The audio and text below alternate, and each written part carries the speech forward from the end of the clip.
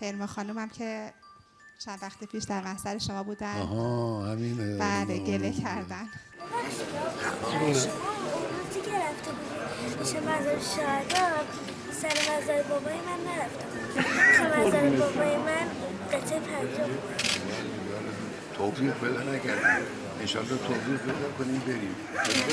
گفتن چرا سر قبر پدر ما نرفتی؟ میرم انشالله با امید خدا انشالله یه روزی